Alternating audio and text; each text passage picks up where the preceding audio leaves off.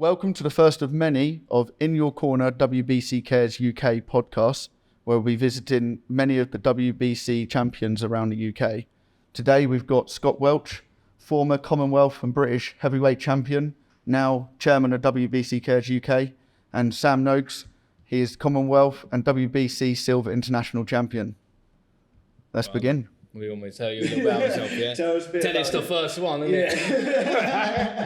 it? Well, Sam Noakes, professional boxer. I'm signed with Frank Warren. I've had 10 fights, 10 knockouts. I've managed to grab myself a Commonwealth title and a WBC Silver International. So I'd say it's going well so far. I mean, I'm enjoying the pro life, training every day. It's good, so it ain't too bad. It means I get to come down and do a little podcast with you. Enjoy it, and so it's going all right. Perfect. Where did it all start? So I started as an amateur at Westbury ABC. My brother was doing it before me. He's a couple of years older than me, Sean. And then I was just being a little nuisance, really, to be honest. I must be 13, I think I was. And my mum was like, right, you need to go out there and get some discipline. The same stereotypical story, innit? Do you know what I mean? And then, went up there and didn't really take it too seriously. It was more Sean's thing, really. But got in there. I was always fit. I was a fairly good runner as a kid. Like, I love sport anyway. And then, just took to it. Had my first fight. I lost it. I lost my first fight. Didn't really take it seriously. I got in there, obviously, gloves up to my elbows. And then... You're in an elite club. I lost my first one as well. Yeah, so. I think, well, the thing is, it's sort of like... I didn't really take it seriously too much before. Like, always pissing about in the gym. My coach must have threatened to kick me out about 14 times before my first fight.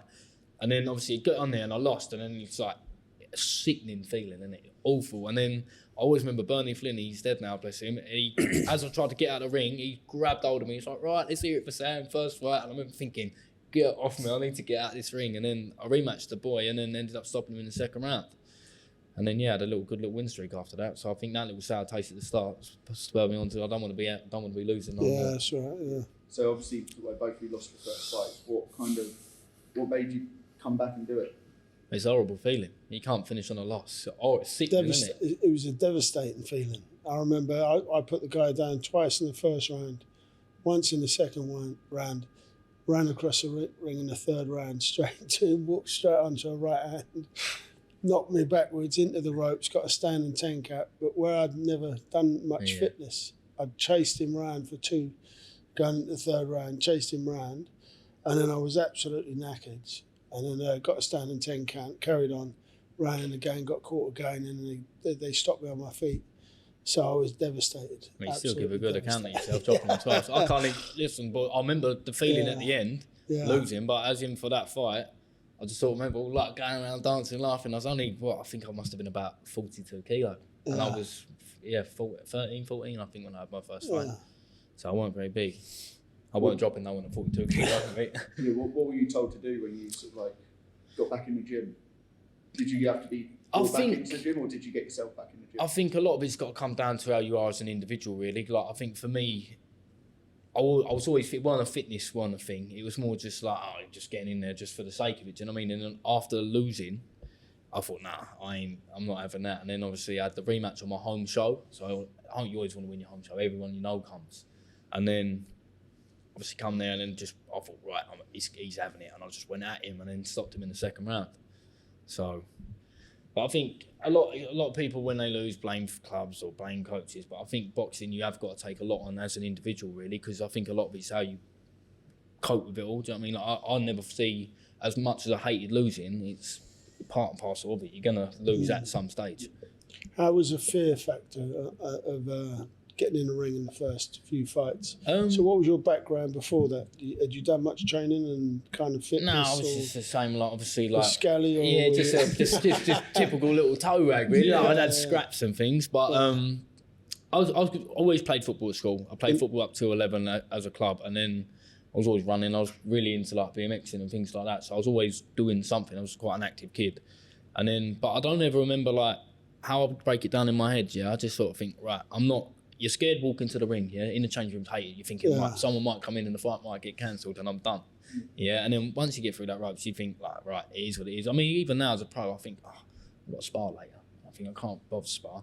And then once you get in there and someone's trying to hit you, it's like fight or flight, innit? You go down to instinct. As soon as you get hit first, then you boom, you're straight in, innit? You know what I mean? But I say it to the boys, like, I walk in, I'm like, I can't bob to spar today. And you say that every time. And then once it's done, I'm buzzing, do you know what I mean? But when you got pushed to the gym, was it through sort of like just parents, like your mum, or kind of like? Yeah, I did think. you get caught doing anything? Or? No. I wasn't.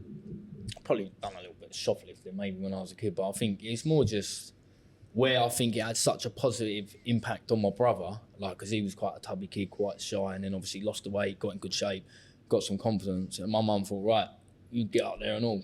Did that inspire you, or did you kind of? To be honest with you, sitting off the top of my head, I can't really say that I was that sort of kid who, like, I just sort of went, oh, right, I'll do it. Do you know what I mean? Like, I didn't have a lot of thought process. You know what I mean? As fighters, I'm not that much of a complex fellow, really. Do you know what I mean? I just sort of, all right, you want me to do it? My mum told me to do it. I'll go do it. Do you know what I mean?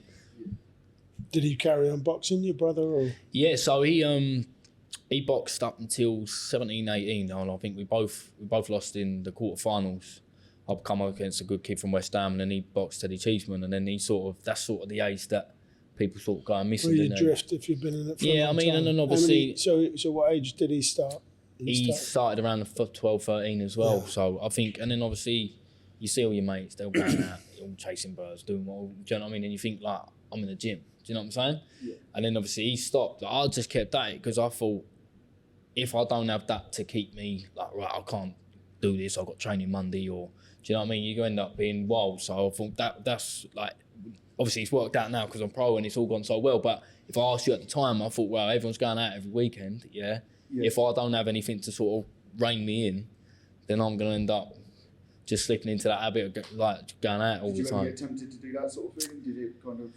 Oh, I've had a little dabble over the years, boys. Do you know what I mean? We all have a little off season. Do you know what I mean? But I was always like, it's like when someone was saying, "Oh, like," I've had people come up to me like, "Oh, my son's sort of drifting out. We're going out with his mates." Like, try and tell him to do it, and I think like it's hard. Like, you can't make someone do it. It's a tough sport. You got to like. So I was lucky that everything sort of fit. Like even when I went to work, like I was finished early enough to always get to the gym. And like looking back, like it's all sort of like it's meant to be almost. Everything sort of worked out the way I wanted it to out without even putting any thought process into it. And then, like I always just say to these kids, yeah, it is a tough sport. You can't. The more you tell someone, do it, the more less they want to do it. So I said, listen, as long as you're in the gym Monday, do you know what I mean? And you're the thing is, more as you say, you know yourself. The more someone tells you to do something, the less you want to do it. And it is a rough game. You can't do it half-heartedly. You can be encouraged, but you can't. You can't be forced. You got to sort of be like, oh, come on, mate. Like you're not missing out on nothing. Like I'm not. I don't regret. Like people say, "How do you find it hard not going out now?" I think no, I wouldn't. I enjoy sitting at home, tired. Like I like an early night. I love the training. I wouldn't trade my life now for anything else. I don't think. What did you do amateur? What was your amateur record? So I had 53 fights at the end. I won 47. Stopped 26. I won Tri-Nations, 2 NABCs, and the ABAs. And I think that was about it. Yeah. So you only lost 5? I lost 6, yeah. 53, 47, yeah. Fantastic. So it wasn't too bad. It wasn't too bad. Do any stand out? Sort of like, do you remember them all, or do you kind of... all the losses? Nah, not really. Because the thing is, I remember the first one. I remember feeling absolutely sick after the first one. Yeah, like because I thought I weren't hurt. I don't even think it was that close. Because I think it must have been his early on fights as well. Yeah, I just remember I obviously weren't focused enough in that first fight. The other ones were like, it'd be against tough kids. So as horrible as it is, but then you just get back in the gym Monday, keep the ball rolling. Do you know what I'm saying? As an amateur, everyone loses. Very rarely do you hear of someone not losing. Yeah, because obviously both of you have quite different amateur backgrounds. Because sort of like, I think you went quite quickly through the amateurs. Didn't you? I didn't. I had my first fight at 19, and then kind of. Oh, so you started quite late then? Yeah, 19, and won the ABAs in my 4th season, I think. 4th season? God, that's good, man. Oh, you must have been out of scrap then. Starting out, kind of just walked in. I think I was, I was a scrapper, definitely. Yeah. But the boxing side come after I turned pro. So learned on the job, like. But yeah, definitely. But I was similar as an amateur. It was like how I used to spar as an amateur. It was like, no, even as a fight, like there wasn't no like, right, so I'm gonna slip this way, slip that way. I just thought, right, I've got 9 minutes here, and I'm gonna try and punch the absolute shit out of this. Do you know what I mean? And it was that, or we'd work at boxing and gym, and we'd get in there, and he'd be like, 4 or 5 time national champion, this kid, unreal counter puncher, right? listen, you got to throw, Lee always used to say, you got to throw the kitchen sink at him. And I'm like, all right, like, no problem. Boom. The first round I come back sore, and then after that they'd sort of like die out. And obviously where I'm quite mentally strong, I thought like, wow, I got him. Like, he's going to fade before I do. The mindset is really, it's key. I mean, I always remember I fought Jacob Gabriel in Portsmouth, He's a little bit heavier than me. And obviously he had 80 odd fights. I'd only had 35 at the time, But we thought, right, senior, I'm quite tough. Got chucked in, Obviously went at him first round. I sat down in the corner, I said to Lee, if he's got another 3 like that, I said, I'm in for a rough one. I remember sitting down, but then he sort of faded a little bit after that, and then I ended up stopping him in the third round. But that first, I thought, God, mate, if he's got 3 like this, I said, at least sat down. But you come back and beat yourself up. I mean, I just have in my head, what I used to think, if I'm tired, he must be knackered. Do you know what I mean? And I don't know if it's for you, but trying to always got that one big hit. The hard thing's the little like flurries, but you know, with that one little grip and just fry it's always there. You're never gonna lose that, I don't think.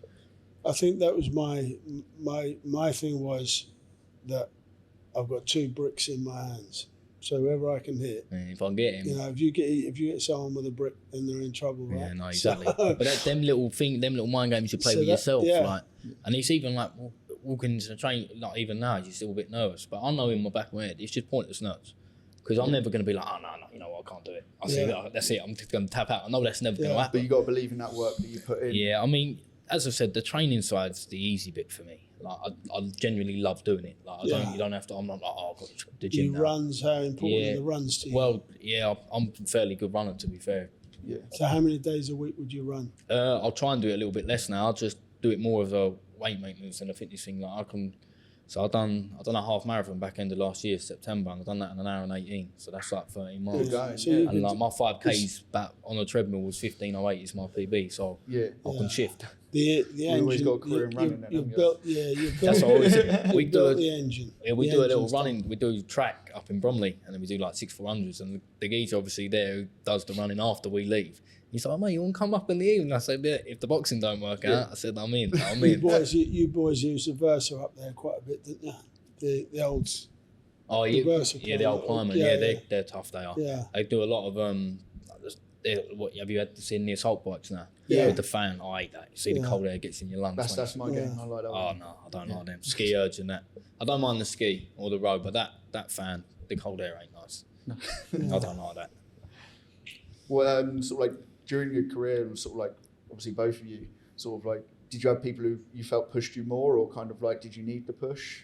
Sort of, what made you carry on? What's got you to this stage? I mean, for me, it was, I had a seed in the back of my head that I wanted to be successful, and boxing was the only thing that I could do.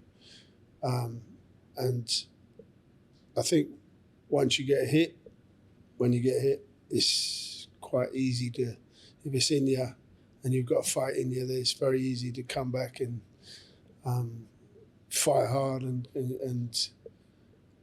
for me that was the key thing. Every time I got hit, I'd just retaliate and want to hurt them. So did you have that from the start, or do you feel like no? That's it. I think that's in you. I was about to say that's bred in you. You can't teach that. Yeah, that was in you. So scrapping and fighting earlier and boxing. Before the boxing. That was key. I think it's kind of someone grabbing you and going, this might be for you. Yeah, I think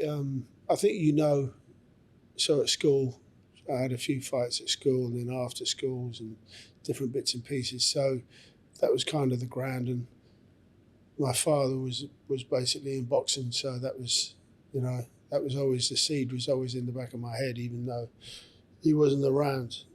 Did you always want to stay in the gym? Did you, or was there a coach? I enjoyed the gym. I did karate. I did karate before I did boxing, and so you're a dangerous fella then, really, aren't you? So I used to. Quite a bit, mate. You used to be. But, so I did that, and that started me off. That wasn't physical enough, and the boxing, I needed the physical side of it, and as soon as I'd done the boxing, I loved it, and just stuck with it.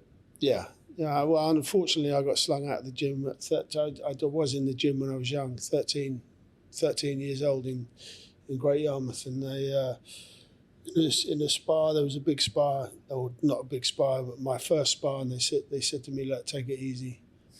To the other fellow who was slightly bigger than me, and I remember standing in the corner looking across, thinking, "I ain't taking it easy." And I ran straight across, smashed into him, dropped him, and I carried on hitting him while he was down. The trainer's gone mad, gone absolutely crazy, and said, "Look, get your bag, get out of here." It was the only boxing gym in the area. Get out of here. You will never box for this club. So, but I think, probably because I thought that was what they wanted to see, but obviously it was a wrong thing at the time. And did you ever meet up with that coach? That coach is still a coach in that gym now. Yeah. Is that what you boxed for when you were 19? No, so never boxed. No. Have you had any contact with him since? Yeah. He's a wonderful, wonderful man. He's still in the gym now. He's 86, 87 years old.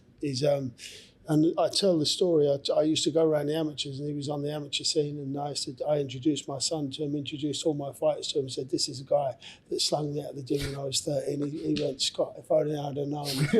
That's what I was about to say. He's probably When I become an ABA champion, he asked me down to come and be special guest at the show. So crazy. And I bet he's kicking himself now. Imagine if you'd have started at 13, if you moved that quick at 19. Yeah, but everything happens for a reason. This is the thing. I mean, like your brother, a lot of the kids who start early give it their all by the ages of 16, 17, as you're coming into your prime, or not prime, but as you're coming into your better years as a boxer, that's when they drift. Yeah. So, maybe like you say, maybe if I'd have done it earlier, I might have drifted. Yeah, it might have been different. So, and at 19, I was kind of on the street, running around. I was working. I think I had to sack more times than Father Christmas, but kept changing jobs constantly. God, I don't think I'd want to sack you, mate. So the boxing was the only thing that I could stick at. Yeah.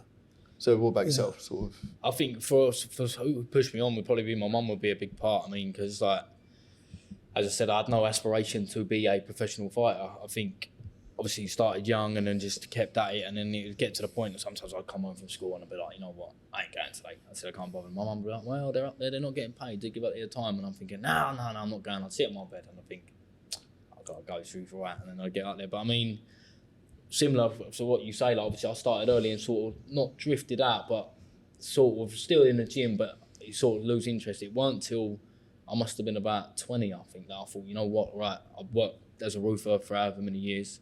I mean, you can get good money. So you were boxing and roofing. Yeah. Time. So I was up running before work, like 5 in the morning. I used to like it. I see people on the way to work. People, I'll see you the other day. I liked it. And then it got to 20 and I thought, right, you know what, I'm going to give this a good crack, And then that's why I've probably won more as a senior than I did as a junior.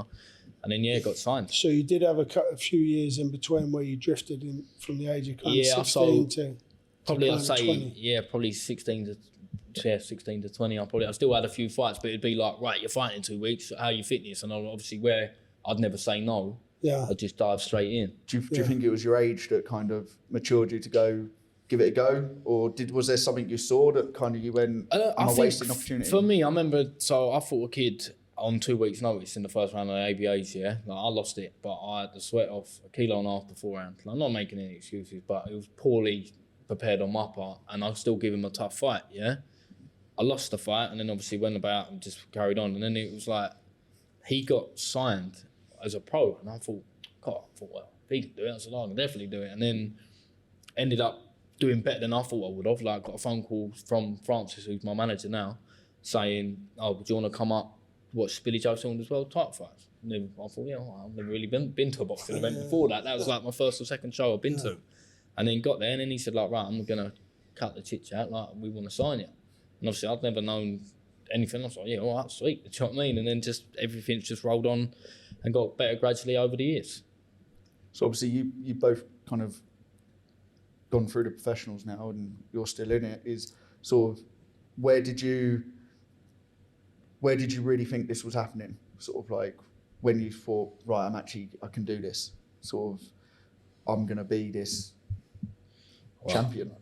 I don't know if you ever think it. Like, I just remember. Well, for me, it was about winning the ABAs. I had to win the ABAs. Yeah, that's what I had in my head. And I thought, when I turn over, I don't want to have to work as well. Like, I want, for me as a professional, that for you to label yourself a professional fighter, I feel like it's got to be your sole got to win something. job. Yeah, do you know what I mean? But I remember, think about this. There was 4 channels on TV. That's all there was, right, when I was boxing. 4 channels on TV. You had Sports Night on a Wednesday night. And if you won the ABAs, you're on Sports Night. So you're going across the country to millions. And so that was it. So you had to, so the ABAs was a different ball game. And, it was massive. It was on TV. And if you win that, then you're a pro. You're a pro career. I mean, I got a write-up when I was in the final that said Welch follows, I think, Frank Bruno and Nigel Benn to boxing glory on the road to boxing glory. If he wins this and he's on the same road them guys was on, which was for me at the time it was massive. Yeah, well, so I think it's still now. I think if you win the ABAs, you'll get signed with any of the top promoters in the country. So did you just go through and win the ABAs once, or did you? No, I only won it once. But I remember how many times did you enter? I entered as a junior, didn't get through. I entered the year before I won it, didn't get through to the quarters, and then went for the year after. And then because I remember after when I thought, right, so this is what I want to do. We had the first season back. I had like 14 fights in that year. I think I won 13, won 8. But then after that, it goes a bit quiet. The phone doesn't keep ringing. Do you know what I mean? And then I just remember winning that ABAs, and it was like boom, like right. Well, now what? I didn't know anyone who'd won the ABAs. Top of the tree, isn't it? No, I didn't know anyone who won the ABAs. I didn't know what to. Everyone was like, "Oh, what are we doing now?" So I'm like, so what age were you then? 20, 21? I would have been 21. Yeah, 21. Yeah. So, but I didn't know what the plan was. It was lucky that I got a phone call. Really, otherwise I probably would have. Did you go back to work the next day? That was on Was that on TV then? I think they do it on BBC iPlayer now. I think they do it on that, and then you get the commentary on it. So I think it is still a big thing, and you get the walkout, the smoke, and the walking music. So they are trying to big it out. And I mean, when we used to do it, you used to just get the badges, like the Kent badges, the Southern County badges. But now they do belts, which I think's really good, like, because it's a good thing you're winning a belt. Yeah, absolutely. Well, I saw a belt the other day. I think it was is it the Southern area with the red, white, and blue? Yeah. We a few of the boys. Is that a national belt or is that a? Yeah, that's a Southern County. So yeah, because you were there at the weekend, weren't you? Yeah. On the weekend, they had a good. There's a new club that opened up for me, and some of the boys that used to go to Westbury when we were younger moved over there, so we come down to watch them because I'd still like supporting the boys. So I think for me, obviously pro boxing is with money in it. I mean, as much as people don't like to say that's what it comes down to. I think as a purity, amateur boxing's like where it's at. You know what I'm saying? Yeah. Like I think if after boxing, I'd do amateur coaching, and the only reason I'd go pro is if you had a kid from 8, 9, he said like, right, I want to turn over with you. That'd be the only way I'd do it, I think. Yeah. I mean, for me, my amateur career was fantastic. The camaraderie with the lads and going around everywhere was incredible. Going up, loved it. Loved the amateurs and the setup and everything. And I come back after when I retired. I retired in '99, and I've ran this. So this room here was a drug den from all the homeless used to come down and kick the door in. So this is one side of the gym, but the other side of the gym, that was my amateur gym. So next year I've been in there 40 years. 40 years, yeah. I was 1 when I walked in. How old are you? Don't start that. I was going to say, you're good, mate. You're good. Don't He's 40. I'm 41. So, yeah. No, so the amateurs is... I think even from it, like, and it's obviously not knowing as well, isn't it? And they're always 50-50 fights, and you're fighting regularly every week, you're travelling about. I know what you mean. It is... Like, I love pro boxing, and I'm very proud of myself. But like that, getting to that ABAs, like being even like half daydreaming about it as a kid, just because that's the thing to win, yeah. So even when you go and running, you have your little daydreams, and then to actually get to that point, thinking, well, God, I've won it now. Yeah. Do you tell any sort of like of the kids you see sort of like what they got to do, where they got to go, or kind of like? Yeah, I mean, I get a few people ask, but I just say, just got to train hard, like love what you do, enjoy doing it, and then just put the work in. I mean, there's no secret ingredient. I think it's literally as hard work. Yeah, you just got to put the work in. I mean, Hard work. I didn't walk in the boxing gym and was like naturally talented boxer. I couldn't box for toffee. Do you know what I mean? I couldn't. Obviously, I got a few good natural attributes. Like I'm fit, I'm tough, but like, as in, I weren't like I walked in. You see these kids that are just natural born. I weren't like that. I just put the work in. Do you think that made you work harder? Yeah, I think because obviously if that's your strength, you want it to be as strong as possible. Like it's always even that mental game. If I'm going running before work, then doing the day's collar, And roofing's no easy game, boys. And then no, I've done to it. do that, I've done and that's what I'm saying. To do that and then go in the gym, like you see, running, working, then gym. Do you know what I mean? I think there can't be a lot of other 16-year-old kids doing that. Do you know what I'm saying? Yeah. So, when you won the ABAs, did you go back to work the next day? no, I was lucky it was a Saturday, so Sunday off, and then Monday I was in. Did you only have one job? Is that the only job you had? Or? I left school, and then I think try getting a job in a call centre. Done one shift, scrap that in. Then I got a job in McDonald's, and then I done one shift, didn't go back. I thought I ain't doing that no more. And then then I went to college, dropped out of college. I'd done a year sports science, and then dropped out of that, and then done electrical. And then someone was like, "Right, I'll give you." So everyone thinks it's a perfect plan. Don't No, they? that's what I'm saying. That's what I mean about falling into it. So obviously, I would have done that. So if I would have kept with the sports science, I would have done the university. I wouldn't have been still boxing for West Street. Yeah. And then obviously I was at college, and some bloke was like, "Right, I'll give you £70 a day to come work for me." And I thought, God, that's like $350 a week. I thought that's loads of money, 17. I thought, yeah, all right. So I mean, left college, and then just fell into roofing, to be honest. But it all worked, mate. You could argue that that's probably why I'm strong, because of like trying to keep up with all the boys. They'll give you stick on side, and they all laugh. And well, you can't lift that, can't do that. And I'm thinking, right, because I was never big. Do you know what I mean? So just trying to keep up with them. Did they encourage you on like work and stuff to carry on? I mean, the bloke I used to work with was always good. If I needed a day off, because I was working, like, whenever we get the like, it was always sweet with that. I mean, don't get me wrong, he sometimes give me bonuses, but I had to work hard for them bonuses. But it was good. I mean, as I said, it's looking back now to where it's all sort of without knowingly worked out exactly how I would have wanted it. Do you know what I'm saying? Like even with that sort of period where I sort of not fell out of love with it, but weren't doing it as seriously and going out with the boys. Now that's done. It don't bother me. I'm not fazed about sitting indoors training or going to the gym. I much think that's a better life for me. Do you know what I'm saying? I mean, how many times did we go out and they'd say to you, "Do you want a drink?" And you say, "No, I don't want to drink. I'll just have the one. Just have the one." And they still give you the drinks. I spent my years holding drinks, slinging it over my shoulders, filling up the flower pots under the bar, everywhere. And I'd go out with them. I'd match them, so they'd think I'm matching them, so they'd buy me drinks, and I'd go, right, come on, let's go, I'll drive you back. And they're like, you can't drive. You've had too much to drink. And you're like, no, don't worry, mate. And I haven't touched a drop. I've touched it to my lips and binned about 100 quid's worth of booze. So crazy. I'll tell you what, that'd be a lot. I would only be doing that once if I was your pal. But I ain't keep doing that. Yeah. So going through sort of like even before, during, and sort of like times now, sort of biggest challenges, sort of what would really stick out as kind of the moments that challenge you the most to be here? You know what? Like, listen, as I said, I'm not really a complex fellow. Like, I can't label anything as being that challenge. I just take it like a fight at a time. I mean, obviously the peak of my amateur career was winning the ABAs, but as in something that stands out, it's just sort of been lucky, really. I've coasted through relatively unscathed. Do you know what I mean? I've had it all right. I've not had a bad run, really, to be fair. I couldn't say of anything that's been overly... So you haven't had that many challenges in that sense, but have you seen some people who have kind of gone through it in the gym and kind of like, you wish they'd done more and kind of... I mean, I think wasted talent is a big thing, isn't it? You mean, think how many boys have been through the gym, and then obviously like work commitments, girlfriends or anything, and then it's sort of... Do you look at some of them and go, you could have been better than I was? And well, I mean, that's what I'm saying. Everyone has little stories, don't they? Every coach you chat to will tell you about a kid who walked in the gym. It was unbelievable. I would say this, every gym is full of talent.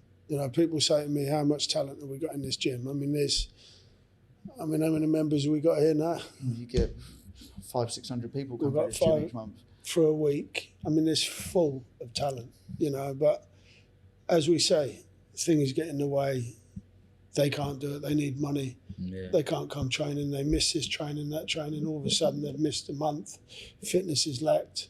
They're not the same. So, it's a tough game. Yeah. That's what I'm saying. That's why you can't make someone do it. Because obviously, if someone's saying that they've got to work to support their family, you can't argue with nah, you got to get down to the gym. Do you know what I mean? Like, so yeah. That's where the mindset comes in and says, you either want to do this or you don't. And for me, I had a seed that was pushing me all the time to, the ABAs. So the dream was to win the ABAs. And I told a few people that I'm going to win the ABAs. They're like, you'll never win the ABAs. You will never win the ABAs. You're not good enough. You ain't this, you ain't that.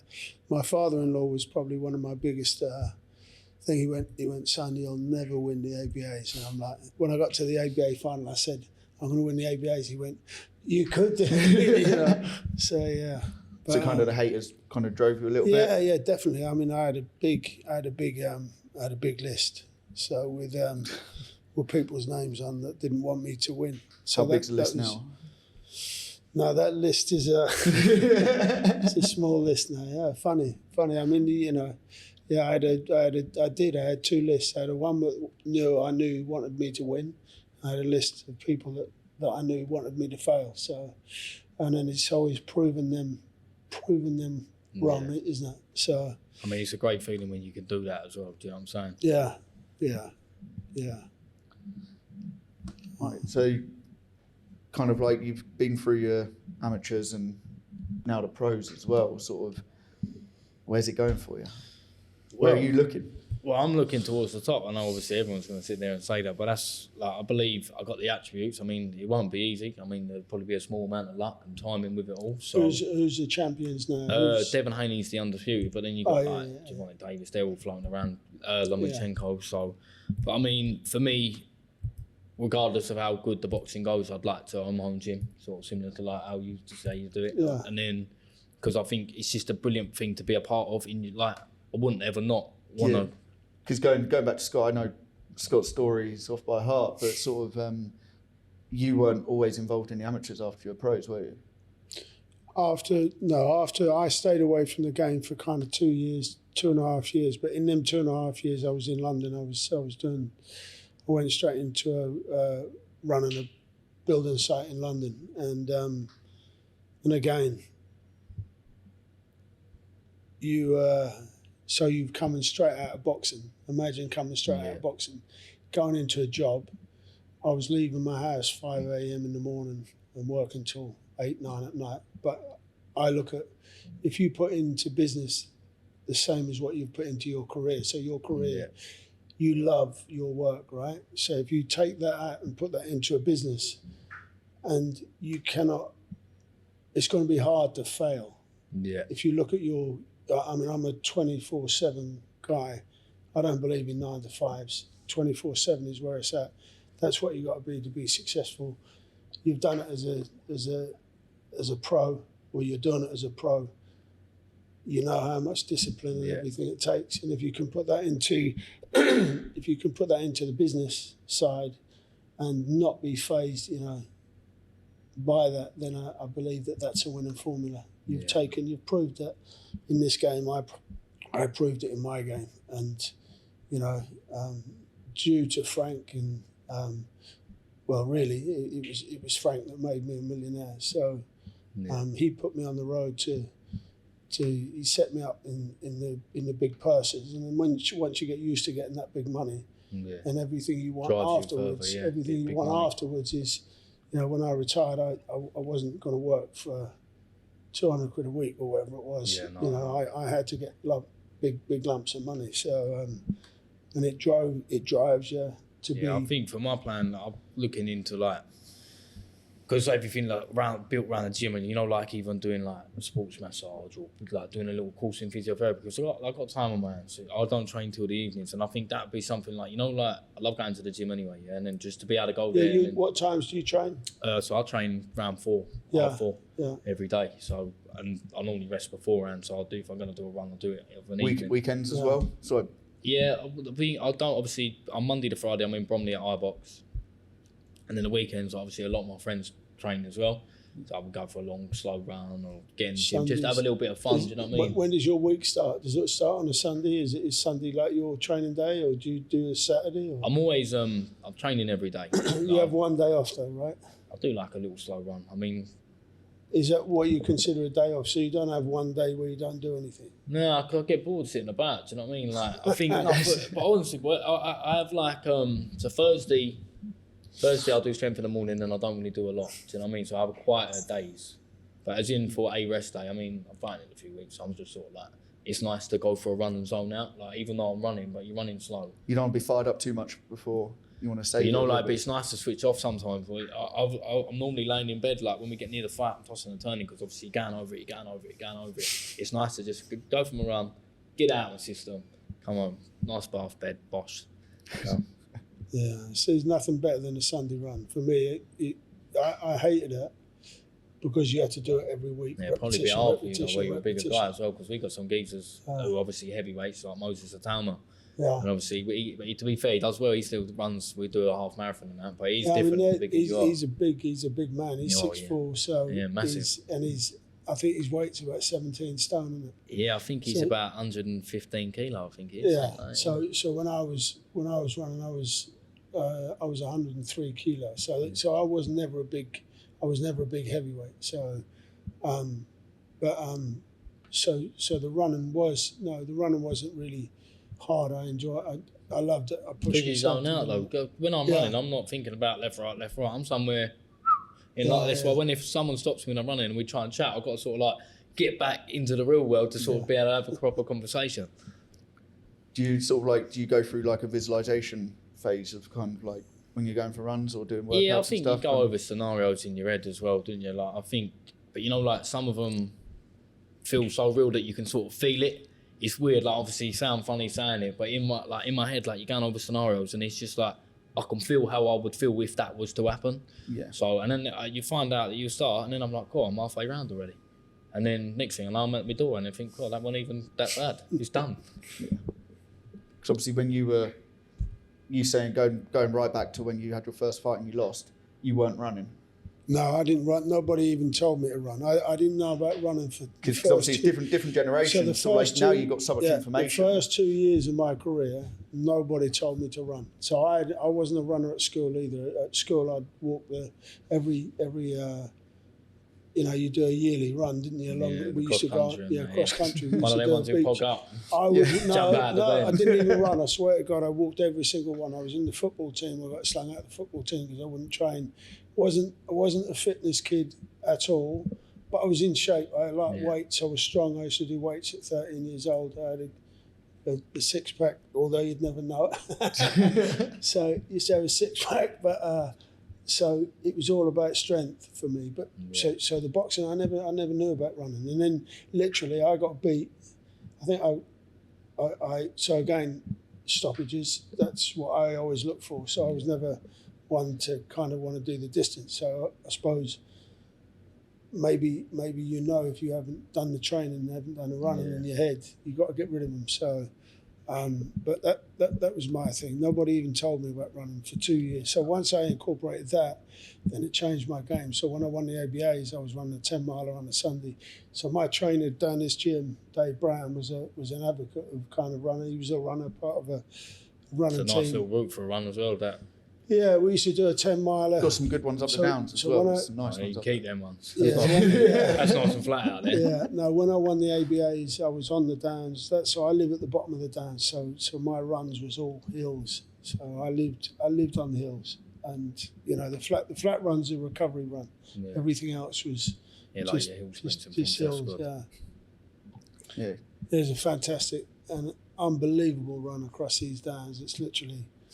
like that. So, and you can, I'll take your word for it. you almost hurdle. You're going that fast coming down the hill that you actually almost hurdle. I used to literally touch my hand on the gate, flick over, and then just power up the next hill. So yeah, running's if you can get it in your mindset and you can do it. I don't think there's any substitute. I think it's easier for to like running. it, innit? That's what I say to the boys when they say, in the gym, I don't like doing it. I said, well, you got to do it. You might as well enjoy doing it. Yeah. So sort of like if you look through like what you've done so far in your careers and everything, is there anyone who kind of stands out where you sort of like, you can call them, you can rely on them to kind of like listen, or kind of they give you some advice on where to go and stuff, and sort of, have they always been there, or kind of have you been able to find them? Because obviously, like you would have you had a mentor with you?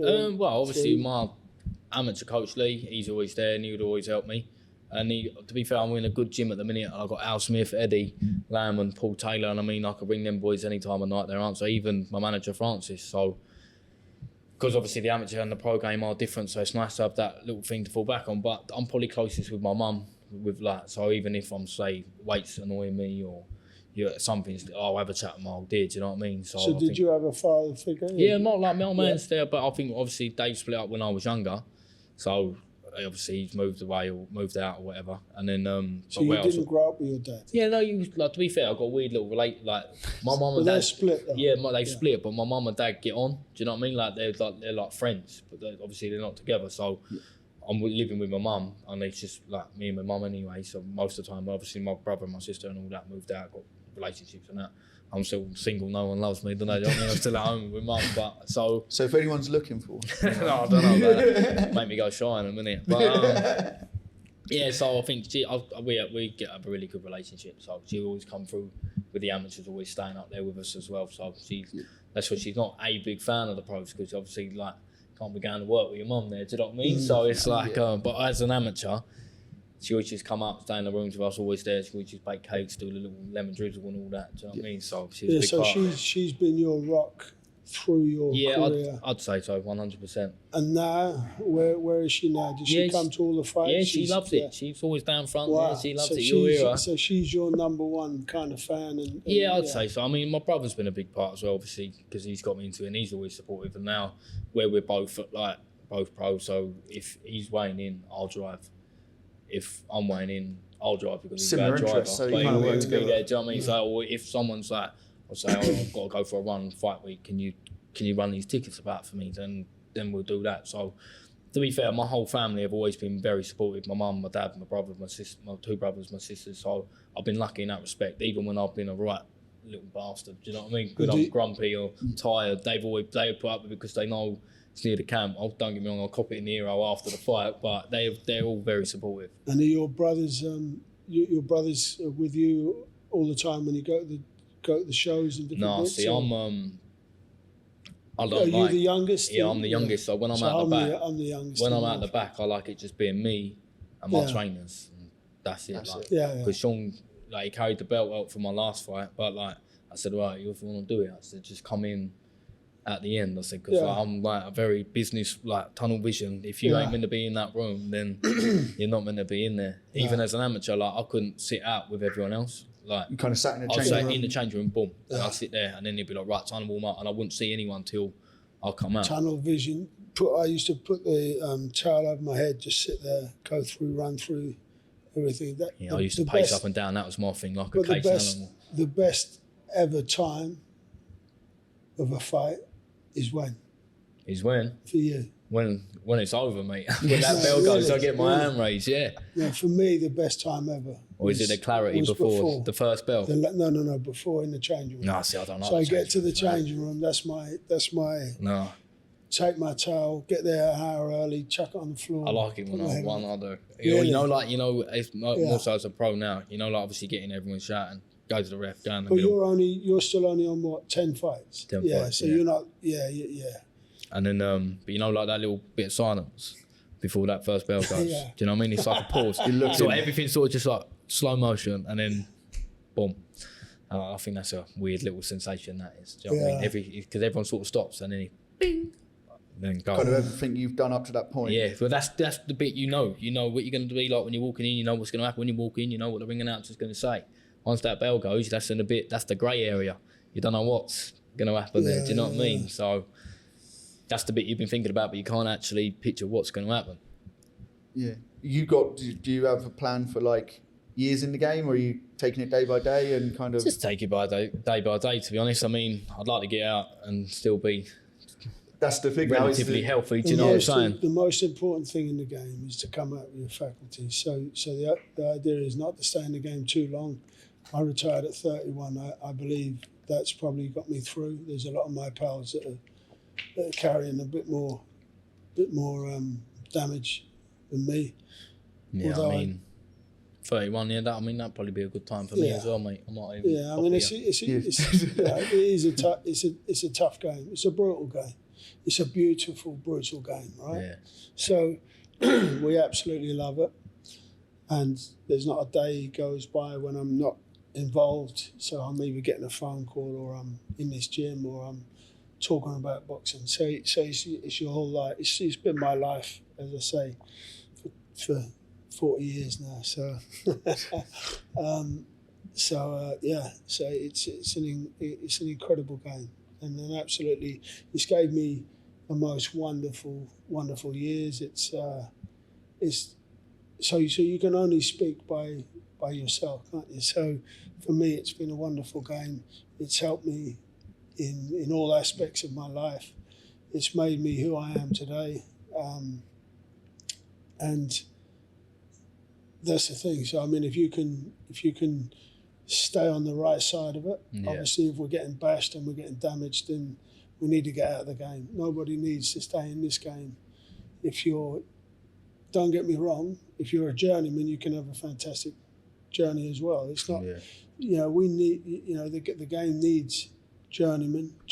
Oh yeah, they're the backbone of the sport for me. 100%, mate. So I'll never give them any stick. No. I'll never go jumping on the ropes after boxing. You can't become a champion without a journeyman. Sole respect for them boys, mate. Yeah. Like, they're out every single weekend fighting, and I never ever had an easy fight with the journeyman. So it's crazy, isn't it? It's crazy. They're because they're masters of the trade, don't they? They know how to stay in the ring. They know how to. That's what I mean. But we call them journeymen, but they're not journeymen. They're fighters. So at the end of the day, they're going to get in that ring and fight as hard to win as what we do. It's just that our skill levels and our things at the time are better. And like you say, some people have to work every day and then train in the evenings, and how can they match somebody that's doing it 24/7? It's very tough. You mentioning that, sort of like, for both of you, what point did you go full-time pro? Like, did you? As soon as I turned over, I was lucky enough because sponsors are a big part of it. It's a big part now. Massive. So I mean, without that, I was lucky that I just had it in my head, and I met Ollie Gray at Fastlane, and obviously, like he said, I sort of said a figure, and then he sort of said, "No, we can do that." Sort of shrugged it off. He said, "Like, what do you want?" And I said, "Well, ideally, I need my bills paid." Like, obviously, I was 21, I had to pay rent. Do you know what I mean? Everyone's got bills, and I sort of sent the figure over for what that would cover. And he said, "Yeah, no problem." So I think without him, obviously, I would have had to jump straight and work. I mean, I've had bundles of support over the years anyway, but I think for me, he's the standout. If I lost him now, I'd be. And it wasn't just luck; it was you working hard to get there. Sponsors, without sponsors, you really can't. No. To move forward in this game, you need it. They are it. That's what's keeping me alive. Again, the only real. I mean, there was no sponsors around in my day because there wasn't a lot of money in the end of the 80s and 90s. Was there was a big, I think 86, there was a massive crash, and it wasn't nothing like today. I mean, there was very few people. Well, you didn't have the social media, you didn't have nobody got involved. So literally. Many more platforms now, isn't there? That's what I'm saying. You think of everything. Literally, my work, my father-in-law was a big help to me. He supported me and helped me, and I think £100 a week was a fair bit of money then, to give somebody. So, and I think that's what I survived on in my early days, was about £100 a week. So, so that got me through, got my food and got my bits and pieces, and then you're training every day. So yeah. So it wasn't exactly living life of luxury. but it was kind of... Yeah, but I was an just ABA. got to get bare minimums. It's not though, is it? Everyone thinks it is because of all the ABA flashing lights and champion, that. I think But people were getting about £200-300 a fight, and an ABA champion, I think my first fight was £1,000, so that was a lot of money to up against an average fighter. So obviously nowadays, like, today you get kids going, they want to earn loads of money, but before you can get to that money, you got to put in the hard work. you get people trying to fast track it, don't you? With like say the unlicensed or just turn over early, but you can't. I mean, like the amateurs is like your apprenticeship, really, isn't it? So the more experience you have, the better. That start isn't exactly glamorous, is it? It's not. You don't see people posting the glamorous side. No, but it's just like social media is only for the good stuff, isn't it? Yeah. You won't see me going for a long run. You won't see me thinking, what was the worst you fought in the amateur? I fought in a room in Kent, down in Kent, in one room where I couldn't throw overhand rights because I'd have hit the ceiling. The ring was in one room and the people had to watch it on a TV in the other room. I swear to God. Yeah, but I sort of like that part of it though. Do you know what I mean? Like, with that, how crazy we went was to a that? show, so the pre-Summer Counties was down in Portsmouth, and that was like your typical little bar, low ceiling, small ring, everyone on top of it. But I like that. I mean, my first national title I won was in Croydon, and that was in just one room, little ring, tiny dear little place it was. Yeah. But I think that's good. You can't box in the arenas if you've not done that side of hard it. work there. And the ABA, where was your final of the ABAs nationals? was What's it called now? The Elites? Was it called the Elites? I would just still call it the ABAs. So I don't know, but you know, Manchester Central. Okay. Is that couldn't? To be fair, you couldn't ask for a better venue. Better It's venue, massive. yeah. It's massive. I fought at the Albert Hall, so that was. And that, So I had my debut. That was packed. Some venue that is. You think every year in the early 90s, that used to be, or I think I went to the 2 previous years to watch, and it was absolutely packed, rammed, and incredible. Yeah, that's some venue. That's probably my favourite place to box. I boxed there twice now. Yeah, unbelievable. There's yeah. not a bad seat in that house. We've done a tour for me and my old man were in London. I was doing my medical, and we thought, go on, we'll go down there for a tour, yeah. And you could walk around the top, above all the seats, and you can still clearly see down. Unbelievable venue. Yeah, it's a class, fantastic venue. Fantastic. Yeah. Would you class that as your best venue you've ever boxed in? Yeah, or my favourite. Yeah, I think. Even beats all the lights and arenas. Yeah. No, I think because there's class there. I mean, York Hall's good, but it's small, and you're like the atmosphere in York's unreal. But I mean, for the changing room side of things, but like Albert Hall. Yeah, class, and it's like Mayfair, all unreal gaff. The biggest fight you've fought on so far, the undercard. I've not been lucky enough to be on a world title yet, but I think Yard Arthur was the second Yard Arthur 2. That was packed. Copper box. That was Ramo. Show, I've been on a few Dubois ones. I was going to be on Dubois Joyce, but COVID hit, so we didn't get that. And then and I mean the next one I'm on. Joyce Zhang, that's a pretty big card, I suppose. Any of the heavyweights is a massive card. Yeah. So there's a good build up to them. Yeah, always. Yeah. I boxed on the undercard of Holyfield Tyson. Did you really? Yeah. God, MGM Grand, 97. 97, good year that was. 13th of November, 97. So, two good things happened that year. Yeah, 2 good things. Wow, incredible. If you could sort of look back and talk of your former self, is there anything you would tell them differently now? Sort of you know what, boys? I am very happy with how things are going. I don't think I would say do anything differently. Just keep going. Yeah, just keep doing what you're doing, mate. I think because obviously you can sit here and say, like for example, you say to that coach at 13, but then you don't know what would have happened at 19, whether you would have. Right. Yeah, so I'm pretty happy with how it's all turning out. So I can't grumble really. I have no regrets as such. What about to some of the young people, kids out there today, if they're struggling? I mean, even out of boxing, just find something that you really enjoy doing and put all your effort into that. I mean, it's a cliche, and everyone walks in and go, yeah, just find something you love. But that is literally it. Just work hard at it. I mean, we live in proof of that, really, if you think about it. I mean, I'm still you've been there, you've done it. You've been obviously going out, scrapping, whatever, and then got your nut down and look what's happened. And that's a quick turnaround. It's not a million miles away. I mean, you think even at 20, I thought, right, this is what I want to do. And in a year and a half, I was signed pro. Do you know what I'm saying? So it's not even that million years away. Believe, and you can achieve. Yeah, you got to manifest it, innit? Yeah. I mean, that's it. There's no Yeah. secret ingredient. It's just hard work. The mindset is incredible. Everything whatever you want in life, you've got to dream it, as you say, manifest it, and then chase it. So Obviously, consistency is the key. obviously nowadays, sort of like you get all the influence of social media, looking at instant success and stuff like that.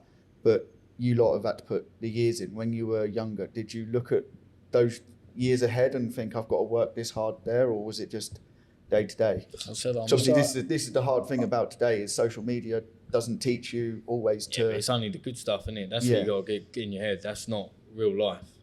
It's only like, even I don't even post a lot, but then even then it'll be like, if you're on holiday or if you're in the gym and everything's looking good, going, well, because you're not going to post up something bad. No one sees the bad side of things. Do you know what I mean? So I think you got to take it for what it is, and like, it's a great thing to branch out, get yourself out there, meet new people. But as in, to judge your life on someone else's on that platform isn't key. I don't think that's a good idea. Focus on yourself and that's it. It's not like, stay in your own lane, innit? Do you know what I mean? I think that's just work on you. Like, forget what everyone else is doing. I remember I see one the other day. He said, "You might not be getting the scores you want, but keep making plays." Have you seen that? Have you seen that video? And he said, "Oh, your mate might be doing better in sales, but keep making plays." And I think, you know what? It's true, innit? Yeah. Forget about everyone else. Just keep focusing on what you're doing, and it will end up where you want it to be. yeah. Next fight. 15th of April, Copper Box, Joyce Sane card. I'll be defending my Commonwealth and my WBC Silver International over 12 rounds against the number one in India. And I know his name, but I can't for the life of me pronounce it. And that's no disrespect to him. I can't do it. I get punched in the head too much, boys. Do you know what I mean? I got a nice simple name like Sam, fortunately. Yeah. All right. Thanks for coming, Sam. Well, thanks for having me. Really enjoyed it. Thank you very much, Sam. Lovely to meet you, my man. you're my friend. Okay, super. Lovely to come down here.